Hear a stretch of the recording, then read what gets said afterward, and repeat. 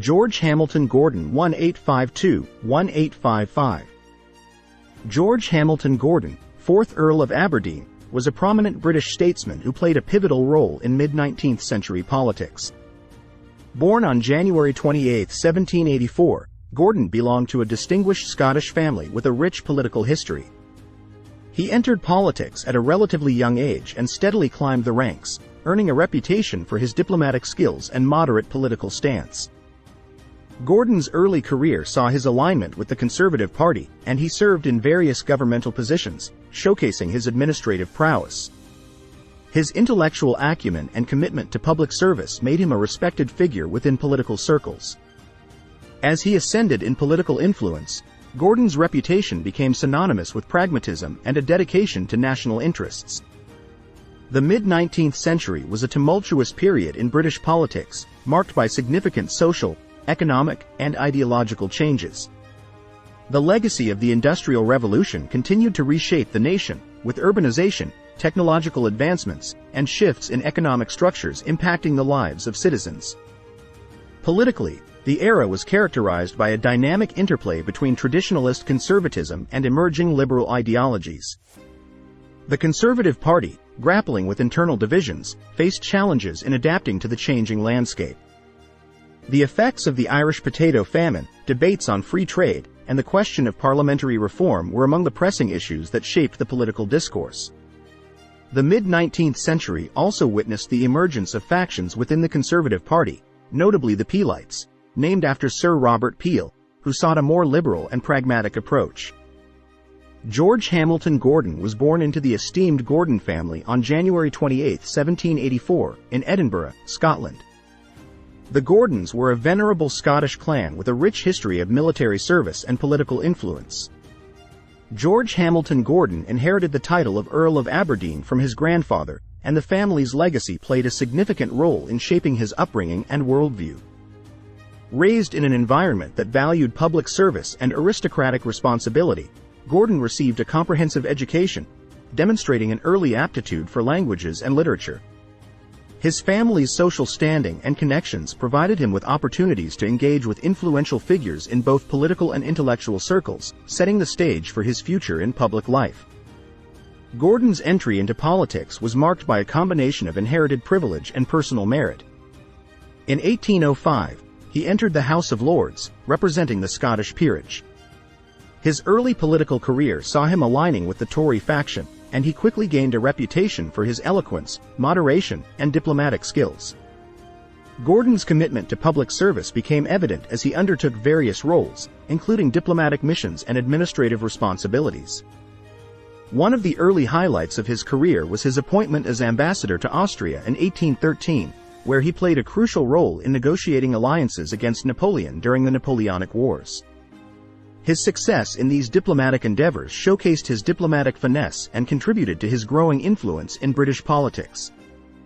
Gordon's political allegiance solidified with the Conservative Party, a faction rooted in traditionalist values and aristocratic interests.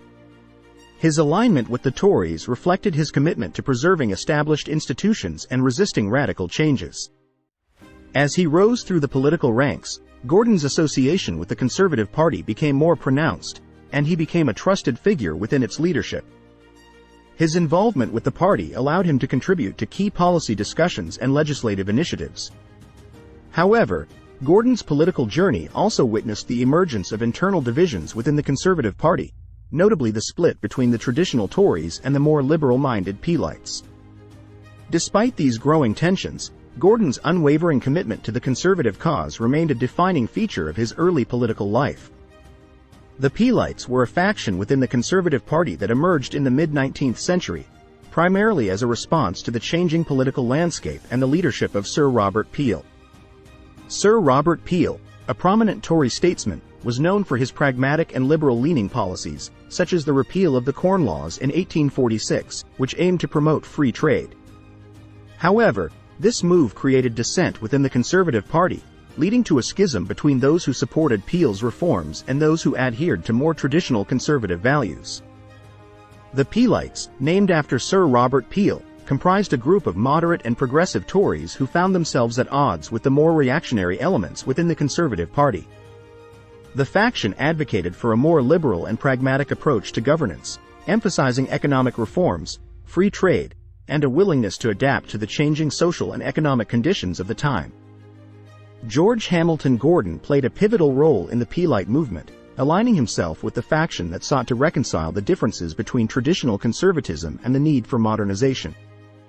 Gordon's reputation as a moderate and pragmatic statesman made him a natural fit for the Peelites. His diplomatic skills and commitment to finding common ground positioned him as a key figure in the faction's efforts to bridge the gap between the more progressive and conservative elements within the party. The split within the Conservative Party, culminating in the formation of the Peelite faction, was driven by several factors.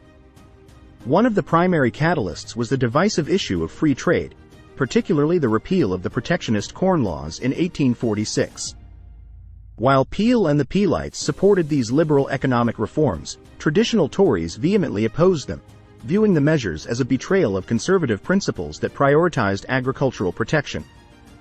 Gordon's role in the Peelite movement was both reflective of and influential in the broader context of these tensions.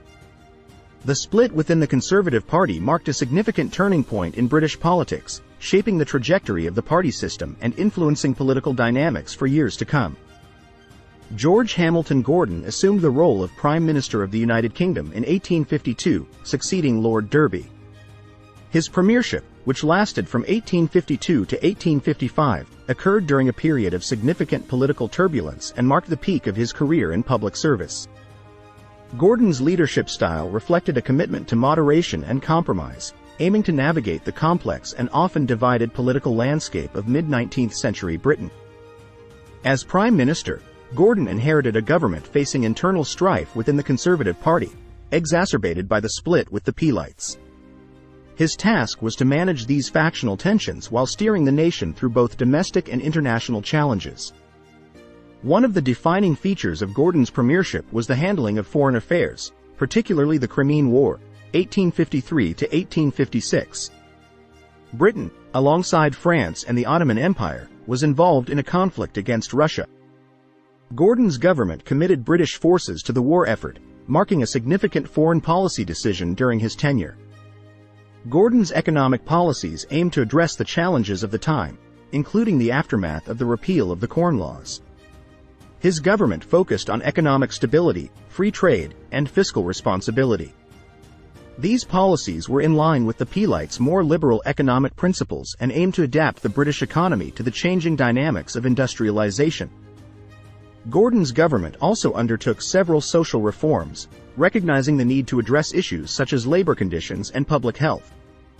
Although not as radical as some of the reforms of later decades, these initiatives reflected a moderate approach to social issues and aimed at improving the well-being of the working class. The most immediate and pressing challenge for Gordon during his premiership was managing the internal divisions within the Conservative Party. The split with the Peelites had left the party in a fragile state, and Gordon had to navigate the delicate balance between the traditionalist Tories and the more liberal-minded Peelites to maintain a semblance of party unity. The Crimean War presented Gordon with the challenge of managing a complex military conflict. His government faced criticism for its handling of the war, including issues related to military strategy, logistical challenges, and the perceived lack of preparedness. These criticisms added to the existing political pressures on Gordon's administration. The mid-19th century was marked by economic challenges, including the aftermath of the Irish potato famine and the ongoing effects of industrialization. Gordon's economic policies aimed at addressing these issues, but the balancing act between free trade and protectionist interests posed ongoing challenges. Gordon's leadership faced growing public discontent, particularly in the wake of the challenges posed by the Crimean War. Mounting criticism, both from within his party and the general public, eventually led to his resignation in 1855. Gordon's tenure as Prime Minister was characterized by a mix of successes and challenges, showcasing the complexities of governance during a transformative period in British history. His pragmatic approach to leadership and attempts to reconcile internal party divisions left a lasting impact on the political landscape of mid-19th century Britain. George Hamilton Gordon's approach to foreign affairs during his tenure as Prime Minister was characterized by pragmatism, a commitment to British national interests, and diplomatic finesse. As a seasoned statesman with prior experience in diplomatic roles, Gordon understood the importance of maintaining a delicate balance in international relations. His foreign policy sought to navigate the complex geopolitical landscape of the mid-19th century while upholding Britain's global standing. Gordon's approach was influenced by a desire to maintain stability and avoid unnecessary conflicts. In line with his Peelite background, he leaned towards moderation and sought diplomatic solutions to international issues, emphasizing negotiation and consensus building. His overarching goal was to safeguard British interests and promote stability on the world stage. The most significant diplomatic event during Gordon's premiership was the Crimean War. The conflict arose from tensions between Russia and the Ottoman Empire, drawing Britain and France into a military alliance to curb Russian expansion. Gordon's government committed British forces to the war effort, marking a significant diplomatic decision. The war presented diplomatic challenges, and Gordon worked closely with allies to coordinate military strategies and navigate the complexities of the international coalition. Gordon's administration was also engaged in diplomatic efforts in the Middle East. The Ottoman Empire, a key ally during the Crimean War, faced challenges from internal strife and external pressures. Gordon's government sought to navigate these complexities and maintain stability in the region through diplomatic channels. Beyond the Crimean War, Gordon's administration dealt with diplomatic relations with other European powers. This included managing relationships with France, a key ally during the war, and navigating the ever-shifting dynamics among European nations. In summary, Gordon's approach to foreign affairs, the handling of key diplomatic events, and the impact of these decisions on his leadership underscored the complexities of navigating international relations during the mid-19th century. His legacy in foreign policy is characterized by a commitment to pragmatism, diplomatic finesse, and a dedication to safeguarding British interests on the global stage. George Hamilton Gordon's tenure as Prime Minister, 1852 to 1855, coincided with a period of significant economic challenges in Britain. The aftermath of the Irish potato famine, coupled with the ongoing effects of industrialization, posed complex issues for Gordon's government. To address these challenges, Gordon implemented a set of economic policies aimed at promoting stability, addressing social concerns, and navigating the delicate balance between free trade and protectionist interests. The Irish potato famine had profound economic repercussions, affecting agricultural productivity and causing widespread poverty. Gordon's government faced the challenge of economic recovery and sought to implement measures to revitalize the Irish economy and mitigate the long-term effects of the famine. Reflecting the Peelite commitment to free trade, Gordon's economic policies embraced liberal economic principles. The government aimed to reduce trade barriers, promote economic openness, and encourage international commerce. These policies were in line with the broader shift toward free trade that characterized the mid-19th century in Britain. Gordon's economic approach emphasized fiscal responsibility, aiming to maintain a balanced budget and ensure sound financial management. This commitment to financial prudence was particularly crucial in the aftermath of the Crimean War, which had strained government resources. Gordon's administration recognized the need for social reforms to address issues related to labor conditions and public health. While not as radical as later social reforms, initiatives were undertaken to improve working conditions and enhance the well-being of the working class. These efforts reflected a moderate approach to social issues, balancing the demands of industrialization with the welfare of the population. The mid-19th century witnessed growing concerns about public health, given the rapid urbanization and industrialization. Gordon's government took steps to address public health challenges, including the improvement of sanitation and the implementation of measures aimed at combating diseases. These initiatives contributed to early efforts to enhance living conditions in urban areas. In conclusion, Gordon's economic policies and domestic reforms were shaped by the need to address the complex economic challenges of his time. While his commitment to free trade aligned with broader trends in economic thought, the reception of these measures was mixed, with support from economic liberals and criticism from protectionists contributing to the dynamic political landscape of mid-19th century Britain. In December 1855, George Hamilton Gordon resigned as Prime Minister, marking the end of his premiership. The immediate aftermath saw a period of political reorganization and the formation of new governments. Lord Palmerston, a prominent Whig statesman, succeeded Gordon as Prime Minister. The change in leadership reflected the dynamic nature of mid-19th century British politics, with power often shifting between different factions and parties.